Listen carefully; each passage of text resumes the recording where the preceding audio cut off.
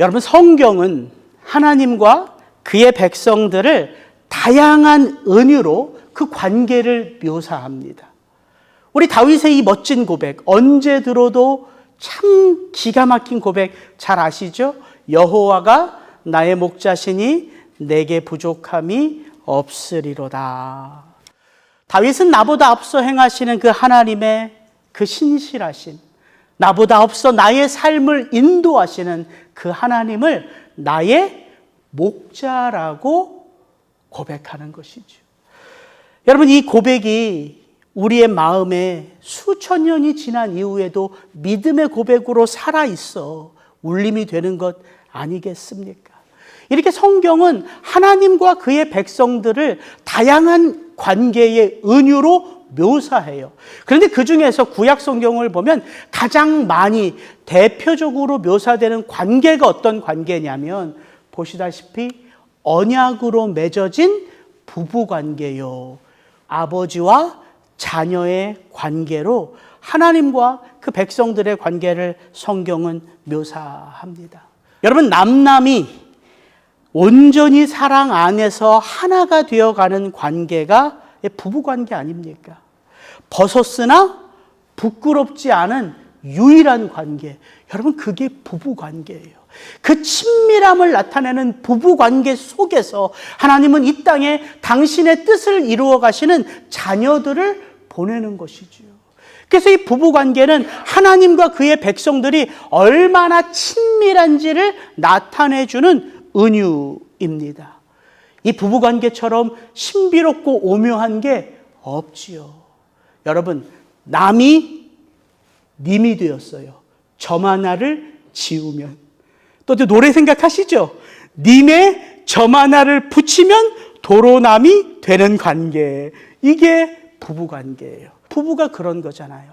다 아는 것 같고 가장 가까운 것 같은데 살아보면 도대체 그 사람의 마음을 다 헤아릴 수 없는 관계. 그래서 신비하고 오묘한 게 부부 관계지요. 한량없는 사랑, 정말 조건이 없이 무조건 나를 응원해주는 그 내리사랑을 부모와 자식 관계 아니고서는 세상에 어떤 관계로 그 사랑을 우리가 묘사할 수 있겠어요? 여러분, 그 누가 뭐라 해도 영원토록 내 편. 가만히 제가 생각해 봤어요. 내가 실수하고 넘어져도 그 누가 뭐라 해도 반드시 내 편. 그 이름이 돌이켜보니까 아버지라는 이름이고 어머니라는 이름이더라고요. 그래서 그렇게 아쉬울 것 같은 거예요. 어머님이 돌아가시면 너무너무 아쉬울 것 같아. 왜? 이 세상에 내 편이 없어졌어. 아버지도 없고 어머니도 없고. 하나님은 이렇게 저와 여러분이 알 수 있고 체험할 수 있고 느낄 수 있는 이 세상의 그 관계를 성경에 기록하면서 하나님은 마치 그렇게 우리를 사랑하시고 응원하시고 함께 하신다 묘사하고 있다는 것입니다. 여러분, 호세아서는 그렇게 그 친밀한 부부 관계가 하나님과 이스라엘 백성들 가운데 깨져 있고 그 어떤 관계보다 신뢰가 깊어야 할 그 하나님과 이스라엘, 그 부모 자식의 관계가 이미 골이 깊어 가까이 할 수 없는 멀어져 있음을 드러내며 이 호세아서를 시작하고 있는 것이죠. 그리고 우리가 지금 읽었던 호세아서 2장 1절부터 13절을 보면 이 이야기는 크게 두 축으로 나뉘어져 있어요. 두 축의 한 축은 뭐냐면 이 이스라엘 백성들이 그 언약 관계, 그들의 삶에 함께 하시는 그 하나님으로부터 도대체 어떻게, 도대체 왜 이렇게 멀어졌는가? 이들은 도대체 왜 이렇게 우상숭배가 만연해져 있는가? 그들의 모습 그대로를 보여주고 있고요. 또 한 축은 그런 자기 백성들을 향하여 하나님은 도대체 왜, 어떻게 그들의 삶을 돌이키시는가? 하나님의 마음과 하나님의 모습이 드러나 있어요. 그러므로 오늘 이 이야기는 단지 2700년 전에 있었던 하나님과 북이스라엘 백성들 가운데 이야기가 아닌 거예요. 왜냐하면 오늘 이 음란한 세대 속에서 저와 여러분은 무엇으로 살아가요? 그리스도 예수의 거룩한 신부로 살아가고 있죠. 그래서 오늘 이야기를 깊이 들여다보면 바로 나의 이야기를 하고 있는 거구나. 내 삶 속에 우상의 유혹은 어떻게 찾아오며 이렇게 방황하는 나를 하나님은 어떻게 또다시 하나님의 자녀로 돌이키고 또다시 돌이키시는가. 하나님의 그 일하심의 이야기로 우리의 눈에 우리의 마음에 들려올 수 있다는 거예요. 오늘 2절부터 4절 같이 한번 읽어봅니다. 이 이야기는 이렇게 시작해요. 너희 어머니와 논쟁하고 논쟁하라. 그는 내 아내가 아니요 나는 그의 남편이 아니라 그가 그의 얼굴에서 음란을 제하게 하고 그 유방 사이에서 음행을 제하게 하라.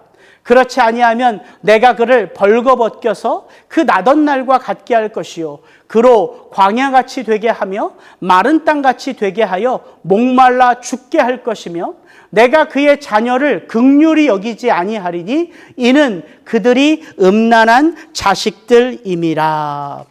하나님은 이스라엘 백성들을 고소하심으로 오늘의 이야기를 시작하십니다.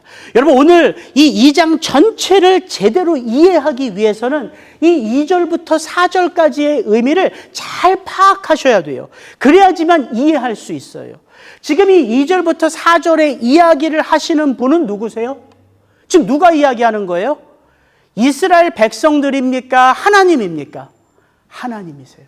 하나님이 말씀하기 시작하는 거예요. 너희 어머니와 논쟁하고 논쟁하라. 그럼 여기서 말하는 너희 어머니는 누굴까요? 또 이제 그러지 또.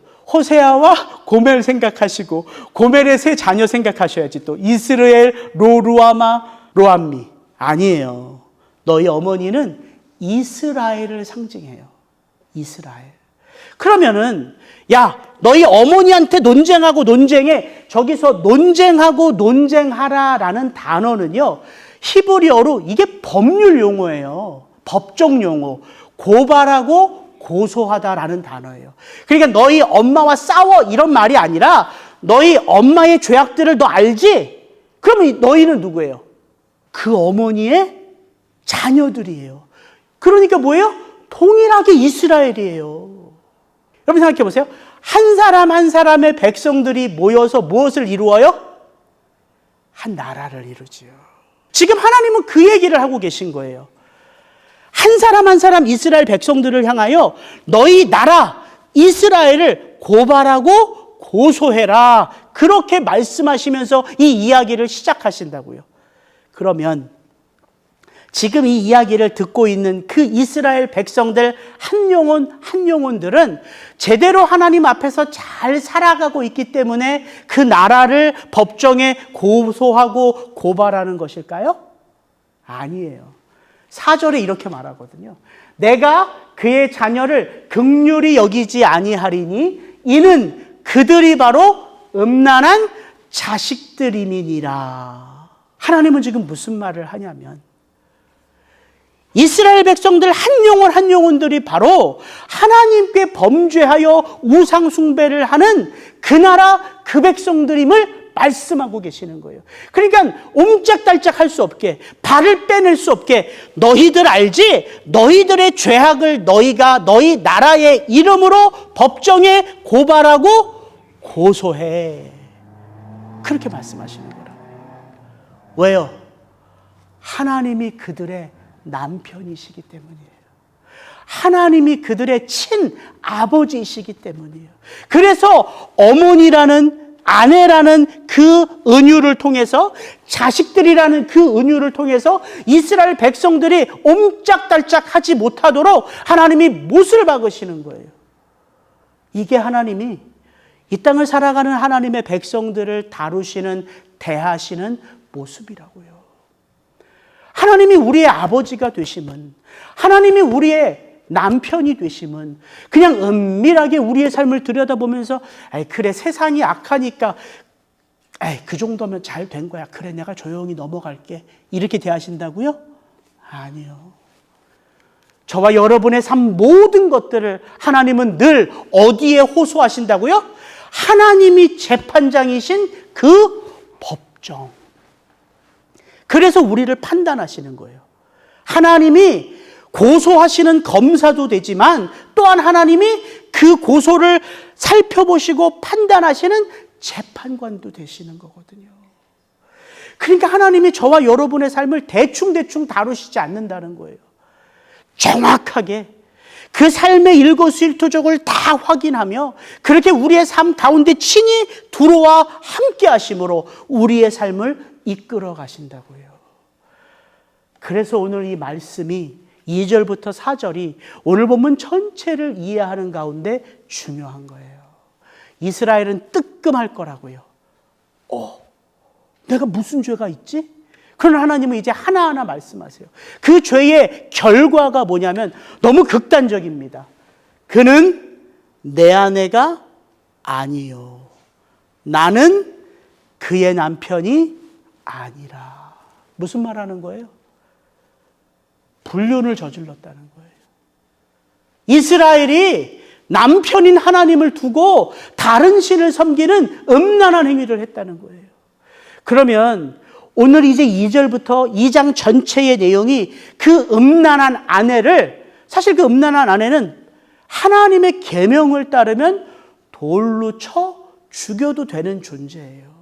그러면 하나님이 그 이스라엘을 이렇게 죄목을 적어서 그 법정에 고소장을 제출할 때 결국은 그 아내 이스라엘을 죽이고 그 아내와의 이혼 절차를 깨끗하게 진행하시려고 하나님이 그 죄를 고발하시는 걸까요? 그게 아니라고요. 오늘 이제 2장 전체를 읽어보면 하나님의 목적은 죄를 드러내시는 게 아니라 그 아내를 나의 사랑을 온전히 받아 나만을 사랑하는 아내로 신실하게 살도록 돌이키시기 위함이라고요. 그래서 오늘 본문을 보면 이스라엘 백성들이 왜 이렇게 음란하게 우상 숭배에 빠져들었나 그것만 나오는 것이 아니라 이런 그들을 하나님은 어떻게 돌이키시는가의 이야기가 함께 나와 있는 거라고요. 그렇다면 첫 번째, 이스라엘 백성들이 이렇게 우상 숭배에 빠지는 이유 3가지가 나와 있어요. 그들의 모든 판단의 근거가 자기 느낌, 자기 생각, 자기 마음이에요.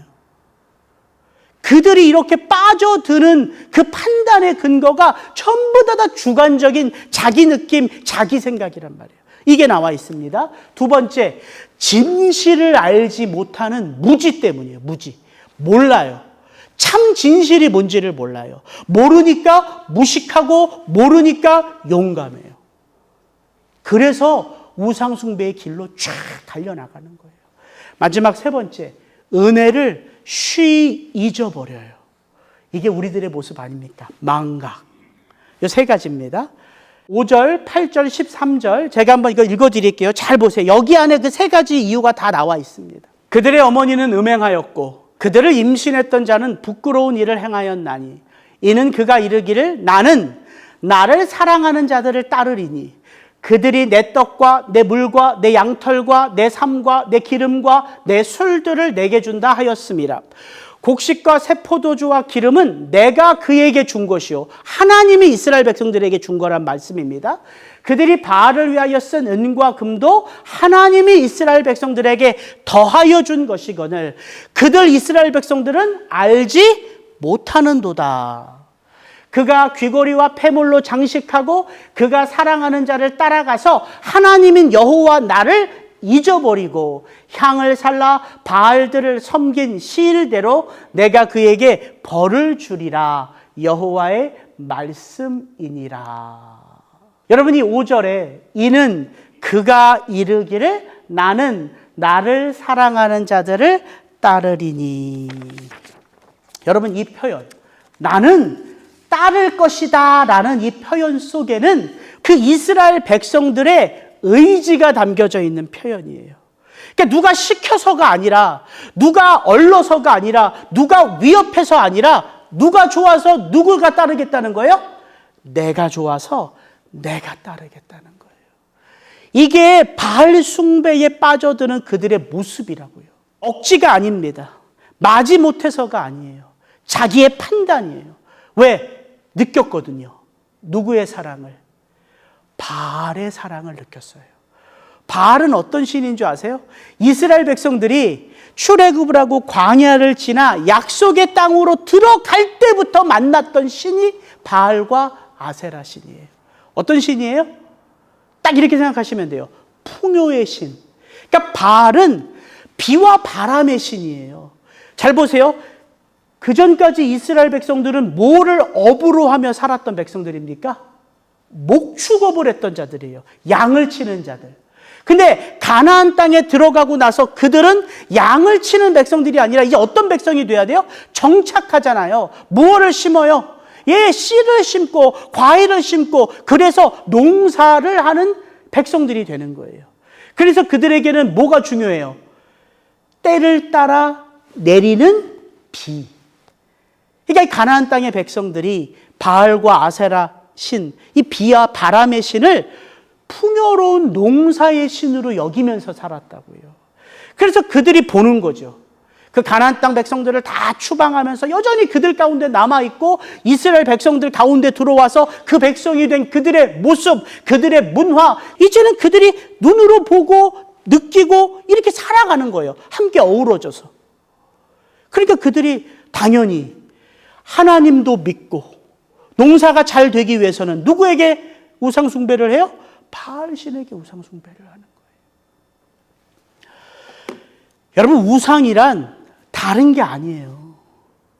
실제 우상이라는 존재, 그 신, 하나님 외에 다른 신이 실제 있을까요? 없을까요? 없어요, 없어요. 그럼 뭐가 우상이냐면 내 욕망을 투사해서 내가 나를 위한 신을 만들어내는 거예요. 나무로, 돌로, 1월 성신, 해, 달, 별, 땅 속에 있는 그 동물로, 바다 속에 있는 그 동물들, 거기에다가 내 욕망을 투여해서 나를 위하여 만들어낸 신, 그게 우상이라고요. 그래서 우상은 2700년 전에만 존재하는 게 아니라 오늘 이 땅을 살아가는 우리에게도 우리의 삶의 주변의 모든 것들이 내 욕망이 투사되어져 버리면 그건 다 뭐가 될 수 있어요? 우상이 될 수 있어요. 하나님이 이스라엘 백성들을 출애굽시킨 다음에 그들과 시내산에서 언약을 맺죠. 이제 너희는 비로소 내 백성이다. 내가 너희의 하나님이다. 그렇게 시내산 언약을 맺으면서 하나님이 이스라엘 백성들에게 주신 계명들 10개가 우리가 잘 알고 있는 바로 십계명이에요. 그 십계명의 첫 번째 계명이 바로 이것입니다. 출애굽기 20장 2절 5절 제가 한번 읽어드릴게요. 나는 너를 애굽 땅 종 되었던 집에서 인도하여 낸 내 하나님 여호와니라. 너는 나 외에는 다른 신들을 내게 두지 말라. 그 다른 신들이 어떤 신인지를 하나님은 이렇게 말씀하세요. 뭐라고요? 너를 위하여 새긴 우상을 만들지 말고. 이게 다른 신들이에요. 그러니까 다른 신들은 있는 거예요, 없는 거예요? 실제는 없는 거예요. 내가 나를 위해서 내 욕망을 투여한 것들이 이제는 다른 신들로 내 앞에 존재하게 되는 거예요. 그런데 참 웃긴 게요. 내가 욕망을 투여했는데 내가 그 앞에서 엎드려 절하고 그 신들을 섬기게 된다는 거예요. 그 다음 이렇게 되죠. 그것들에게 절하지 말며 그것들을 섬기지 말라. 나 내 하나님 여호와는 질투하는 하나님인지. 이게 성경이 말하는 우상의 정입니다. 근데 참 기가 막힌 장면이 출애굽에 바로 이어서 나와요. 어떤 장면이냐면 하나님이 이렇게 십계명을 돌판에 새겨 모세에게 주는 그때 모세가 그 시내산 꼭대기에 올라가서 며칠을 머물러 있어요? 장장 40일을 머물러 있어요. 그러면 산 아래 이스라엘 백성들은 어떤 모습으로 하고 있어요? 기도하면서 모세를 기다리고 있을까요? 이렇게 하고 있어요. 출애굽기 32장 1절. 백성이 모세가 산에서 내려옴이 더딤을 보고 모여 백성이 아론에게 이르러 말하되 일어나라 우리를 위하여 우리를 인도할 신을 만들라. 이 모세 곧 우리를 애굽 땅에서 인도하여 낸 사람은 어찌 되었는지 알지 못함이니라. 기가 막히지 않습니까? 하나님이 십계명의 첫 번째 계명을 주셨는데 그 십계명에 있는 첫 번째 계명을, 그 십계명을 받을 때 이스라엘 백성들은 이미 어기고 있어요. 그대로. 모세가 내 눈앞에 보일 때에는 모세가 나의 리더야, 인도자야, 순종합니다. 그 모세가 시내산 꼭대기에 올라가 40일 동안 보이지 않으니까 모세는 중요하지 않아요. 누가 중요해요? 내가 중요해요, 내가. 왜? 두렵거든. 이제 이 광야에서 이제 모세 없이, 인도자 없이 내가 어떻게 살아야 할지가 두렵거든요. 그 두려움이 그들에게 어떤 행동을 요청해요? 아론을 일어나라 명령하며 그 아론에게 말하죠. 우리를 위하여, 즉 나를 위하여 나를 인도할 신을 만들어내라. 그래서 그들이 갖고 온 금은 금고리, 귀고리, 팔찌 이런 거 다 아론에게 갖다 줘요. 아론은 두려움에 압도되어 그것을 불에 던지죠. 그때 나온 게 뭐예요? 금송아지예요. 여러분, 이게 우상이에요. 이스라엘 백성들은 그 마음에 출애굽의 은혜, 하나님을 향한 믿음, 모세를 향한 순종? 아니요. 위기의 때에, 불안과 염려의 때에 그들에게 가장 중요한 건 누구예요? 나예요, 나. 오직 나밖에 없어요. 여러분, 우상 숭배는 이런 거예요. 끊임없이 하나님의 자리에 누가 들어간다? 나. 아무 일도 없을 때는 그렇지 않겠죠. 그러나 위기의 때, 불안과 염려의 때, 무엇인가 너무 잘 돼서 내가 교만해질 때, 그럴 때는 여지없이 누가 솟아요? 나. 내가 솟아나요. 여러분, 이게 우상입니다. 우리가 우상하면 어떤 나무 밑에서 계속 고개를 숙이는 할아버지 할머니를 생각할 수 있고, 정한수를 떠서 목욕재개를 하고 열심히 비는 어떤 어머니 할머니를 생각할 수 있지만, 오늘 이 시대의 우상은 그런 게 아니에요. 나예요, 나. 내 욕망이 투사가 되면 그 모든 것들이 우상이 될 수 있다고요. 여러분, 자녀들도 우상될 수 있어요. 여러분, 인정받고 싶은 욕구도 우상이 될 수 있어요. 목사가요, 큰 목회를 하는 것 우상이 될 수 있어요. 내가 돈을 많이 버는 것 우상이 될 수 있어요. 이 우상이 된다는 말은요, 십계명의 제1계명입니다. 내 삶의 영역 가운데 어떤 한 부분이 우상숭배가 되어서 이 부분은 내가 우상숭배의 죄악으로 살아가는구나, 이런 게 아니란 말이에요. 1계명을 어기면, 10계명은요, 모든 계명을 어기게 되어 있어요. 우상숭배가 그런 거예요. 내 삶의 전 영역이 누구의 지배를 받아요? 내 욕망의 지배를 받게 되는 게 우상숭배라고요. 그래서 이 시대요, 우리가 인터넷이 너무 발달돼서 지금 여기서 일어난 일을 세계 저 끝에서 다 알 수 있어요, 동시간에. 그래서 우리가 모든 사람들과 정말 마음껏 다 연결되어 있다고 생각하지만 실은 더 고립되어 있고 실은 더 외로워요. 외로워. 왜? 옛날에는 몰랐는데 지금은 알아요. 지구 반대편에 있는 우리 형이 어머니 모시고 좋은 데 가서 외식하고 있는 걸 내가 실시간으로 볼 수 있거든. 이게 오늘날 이 시대라고요.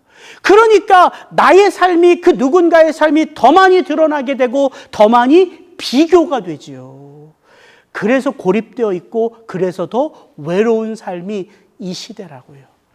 그래서 이단이 우리 마음속에 들어오기가 더 쉽지요. 왜? 이단은 어떻게 접근해요? 다 줄 것처럼 오거든요. 나의 연약함과 아픔을 다 해결해 줄 것처럼 와요. 근데 하나님의 사랑은 그렇게 오지 않습니다. 제가 가만히 생각해 봤어요. 왜 하나님의 사랑은 그렇게 우리가 잘 느끼지 못할까? 왜 이단들은 이렇게 그냥 그 사랑이 막 그냥 번개불에 콩복듯이 이렇게 팍팍 튀면서 너무 막 그것만 믿으면 다 얻을 것 같고 다 될 것 같은데 왜 하나님의 사랑은 그렇게 와닿지 않을까? 이유는 하나더라고요. 묵상해 보니까 하나님의 사랑은 하늘보다 높아요. 하나님의 사랑은 영원부터 영원까지예요. 하나님의 사랑은 저 씨앗보다 깊어요.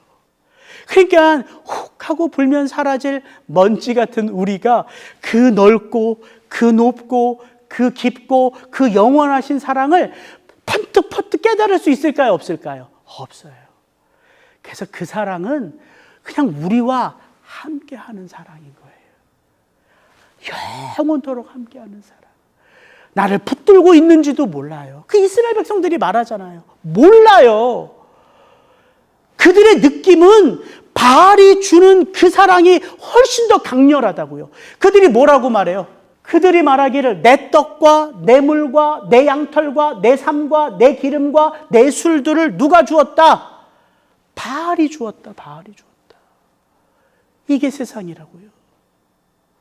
그러니까 우리가 이 첫 번째 이스라엘 백성들이 우상 숭배를 결정하고 그들의 발걸음을 옮기는 그 자기 생각, 자기 판단, 자기 느낌, 이것이 그게 목사님 나 아닙니까? 내가 지금 느끼고 내가 지금 생각하고 내가 지금 판단하는 게 난데 내가 판단하기에 그게 좋은데요? 내가 느끼기에 그게 행복한데요? 이렇게 말하면 제가 드릴 수 있는 말씀은 이것 하나밖에 없어요. 그 생각, 그 느낌, 그 판단이 진짜 나에게 필요한 게 맞는가? 어떻게 생각하세요? 그게 맞아요? 그게 뭘 맞아요? 내일 어떤 일이 벌어지지도 모르는 게 난데 그런 내가 느끼고 그런 내가 생각하고 그런 내가 판단하며 내리는 결정이 어떻게 맞겠어요? 맞지 않다고요. 그래서 우리의 삶의 길을 인도하는 건 오직 하나님의 말씀인 거죠. 우리가 생각하고 느끼는 대로 살아가면요, 우리는 어디로 가기 쉬워요? 제 갈 길로 가기 쉬워요. 그 끝은 어디예요? 지옥이에요. 집사님 너무 잘하시네. 그걸 물어봐야 된다고요. 내가 지금 무엇을 느끼는가, 이걸 물어보면 안 되고, 이단이 훨씬 더 따뜻하게 느껴지지요. 다 나를 받아줄 것 같으니까. 정말 내 아픔을 다 헤아려 줄 것 같으니까 내 느낌은 그게 훨씬 더 친밀하죠. 느낌, 생각, 판단으로 삶을 결정하면 안 된단 말이에요. 왜? 나라는 존재 자체가 온전하지 않기 때문에. 그래서 여호와의 말씀이 우리의 삶의 길이 되는 거예요. 우리의 삶의 등이 되는 거예요. 오직 그 말씀이 우리를 진리 가운데로 인도하니까. 두 번째, 그들이 말하잖아요. 내 삶과 내 기름과 내 술들과 내 떡과 내 물과 내 양털 모든 것들을 다 바알이 주었다. 그게 그들의 생각이었다고요. 바알이 주었다. 근데 하나님이 뭐라고 밝혀줘요? 곡식과 새 포도주와 기름은 누가 누구에게 준 거다? 내가 너희에게 준 것이다. 너희가 바알을 위하여 쓴 그 은과 금도 내가 너희에게 준 것이다. 너희는 잘 알지 못한다. 그래서 여러분, 두 번째, 내가 무엇인가를 알고 있다. 이게 교만이에요. 이게 교만이라고요. 교만은 다른 게 아니에요. 내가 하나님을 다 안다. 지금 이스라엘 백성들이 그렇게 고백하거든요. 왜? 이스라엘 백성들은 모든 절기마다 예배를 드려요. 오늘 말씀 11절에도 보면 하나님이 말씀하십니다. 내가 그의 모든 희락과 절기와 월삭과 안식일과 모든 명절을 폐하겠고. 하나님이 왜 그렇게 말씀하세요? 지금 이스라엘 백성들이 모든 희락과 절기와 월삭과 안식일과 명절에 뭘 하기 때문에? 하나님 앞에 예배하고 있기 때문에. 그런데 정작 그들의 마음속에는 하나님을 예배하는 거예요? 아니요. 바알을 예배하고 있는 거라고요. 그래서 하나님이 말씀하세요. 하나님이 주신 모든 절기들, 월삭들, 날들을 누가 다 폐하겠다고요? 하나님이 폐하시겠다고요. 왜? 그들의 뼛속 깊이 우상 숭배에 대한 예배가 드려지고 있기 때문에. 왜 그게 드려져요? 모르기 때문이라고요. 모르기 때문. 여러분, 이게 너무너무 중요해요. 우리가 마치 하나님을 다 아는 것처럼 성경을 봐요. 아니, 저도 그래요. 왜냐하면 신앙생활을 오래 하니까 호세아서를 내가 다 알고 있는 것처럼 보게 된다고요. 우리 수준이 딱 어느 수준이라고요? 처음 호세아서를 열면서 말씀드렸죠? 고멜은 그 어떻게 된 거예요? 고멜은 호세아에게 돌아왔어, 안 돌아왔어? 우리 수준이 딱 그 수준이라고요. 고멜 이야기는 나오지도 않아요. 그러니까 우리가 무엇인가를 안다고 생각하고 성경을 펼치는 게 얼마나 위험한지요. 얼마나 위험한지요. 성경을 왜 펴야 돼요? 하나님의 뜻을 알고 싶어서 펴야 돼요. 이게 겸손이에요. 하나님의 뜻을 내가 알고 싶어서 성경을 펴는 거예요. 하나님의 뜻 가운데로 내가 살아가고 싶은 간절한 마음으로 그의 말씀 한 절 한 절 속으로 우리가 들어가는 거예요. 이게 신실한 믿음이라고요. 그래서 하나님이 교만한 자를 꺾으시고 겸손한 자를 높이신다 말씀하는 거예요. 아니, 교회를 오래 다닌 횟수로 겸손해진다 그러면 얼마나 좋아요. 성경을 많이 읽은 대로 겸손해진다면 얼마나 좋아요. 평생 예배를 한 번도 안 빠지는 것으로 겸손의 측량이 된다면 얼마나 좋아요. 그런데 그런 것으로 겸손해지는 게 아닌 게 신앙이 어려운 거란 말이죠. 그런 게 아니에요. 겸손이란 다른 게 아니에요. 내가 정말 죽을 수밖에 없는 죄인인 것을 날마다 삶의 그 자리에서 내 가슴에 십자가 못을 박는 자들, 그런 애씀이 있는 자들, 그런 자들에게 하나님이 주신 은혜의 마음이 겸손이에요. 그래서 바울이 고백하는 거예요. 나는 괴수 중에 괴수라. 바울이요, 어떤 사람이에요? 데살로니가 전서 봤잖아요. 하나님이 인정하시는 사람이에요. 하나님이 복음을 위하여 택정하신 사람이에요. 그가 가는 곳마다 예수 그리스도의 삶의 모습 그대로를 살아내기에 그를 통해서 교회가 세워지는 사람이에요. 근데 그런 그가 자기 자신을 어떻게 고백한다고요? 나는 죄인 중에 괴수라. 그래서 바울은 고백하는 거예요. 나는 날마다 죽노라. 죄인이 죽는 거잖아요. 그래서 우리가 교회를 오래 다닌 연수로, 교회의 직분으로, 성경을 많이 읽은 횟수로 겸손해지는 게 아니라 내가 하나님 앞에는 정말 죽을 수밖에 없는 죄인임을 그냥 그 하나님 앞에서 자주자주 고백하는 거예요. 그때 조금씩 은혜가 밀려오는 것이죠. 세 번째, 그가 귀고리와 폐물로 장식하고 그가 사랑하는 자를 따라가서 나를 잊어버리고. 참 이스라엘 백성들이 이렇게 하나님으로부터 멀어졌던 것은 그들이 은혜를 못 받아서가 아닙니다. 그들처럼 놀라운 은혜를 받은 자들이 어디 있겠어요. 근데 문제는 뭐예요? 은혜는 쉬이 잊혀진다는 특성이 있는 거예요. 여러분, 은혜는 쉬이 잊혀져요. 이런 말이 있잖아요. 우리 인간은 하나님께 받은 은혜를 어디에 새기기 쉬워요? 쏜살같이 흘러가는 물에 새기기 쉬워요. 그래서 벌써 눈 딱 뜨면 흘러가 버렸어. 근데 우리 안에 섭섭하고 아쉽고 괴로웠던 사건들, 그렇게 나를 괴롭게 한 사람들은 마치 어디에다 새겨놔요? 너무 어떻게 이렇게 잘하세요?